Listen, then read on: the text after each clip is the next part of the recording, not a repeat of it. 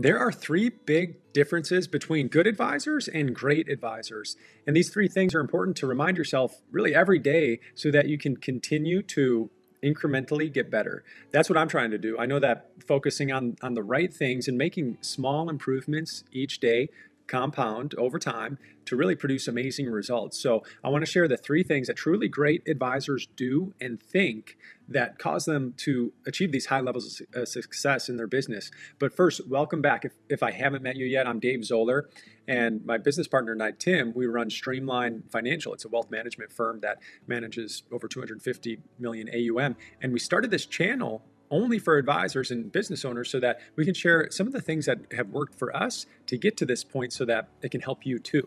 Before I share the first thing, it's important to realize that there are certain things that are table stakes that every advisor must have. It's just part of being an advisor, but a lot of people don't focus on it. A lot of advisors don't focus on it. And it's really just the knowledge and the capabilities to provide real financial advice to their clients. Having the knowledge is just one of the fundamental expectations needed to be an advisor. So now on to the first thing that makes a great advisor. And this one may seem like a fundamental expectation that all advisors should have, but from what I've seen in the industry, it's not. And if you can do this right, many other parts of your business, things like marketing and sales and operations, all that can become easier. And it's simply caring first for your client, putting your client first and their needs high up in the priority of what you're focusing on. It makes marketing easier because marketing and sales, it's simply just communicating in a way that attracts your ideal prospects to you and then offering your service to them. So if you can care for your clients and really understand them, you can speak their language and then they'll become more interested in talking with you. Truly caring for your clients, it's also going to give you more purpose and satisfaction in your work. I've heard recently that fulfillment is using your unique strengths in service of other people. So if you can come to work with a sense of serving others, it might bring more life satisfaction to what you're doing. Now, the second thing advisors do is that they focus on their clients' problems, not on themselves. And I've heard a lot of first meetings with advisors, and it's amazing to hear the number of advisors who say, let me tell you a little bit about me and my firm before we get started. And just that quote of, let me tell you about me. I understand it because you want your client to feel comfortable and you want to be reputable. You want to have some credibility before you start possibly giving advice to people. But it's not needed yet because they're already comfortable enough to show up to either an intro call or intro meeting. So there's some level of comfort already. So rather than focus on you and what your credentials are, think about focusing on them and then really discovering what their problems are. That's what I've seen successful advisors do. They take the time to truly understand the client and they enter into the conversation that the clients are already having in their own mind. That's pretty powerful.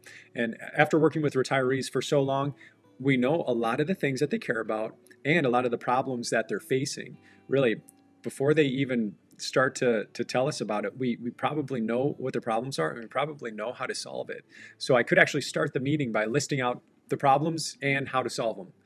But it's more powerful if we can be a part of that self-discovery process with your prospective client, because that really builds rapport and it helps them feel understood, which is essential. And you might be asking, well, how do I communicate our solutions or expertise so that they know that I can solve their problem? And again, it's not by credentials, and it's not even the product or the systems or the services that we do for people. It's actually by stories and anecdotes. And this is actually the third thing that successful advisors do. They know how to communicate effectively. And I'm going to give you a specific way to do this and how to improve this in your business. Now, the unfortunate thing is that prospects, they don't pick the best advisor or they don't pick the smartest advisor. They pick the one who can communicate the best, the one who they can really understand the best or the fastest.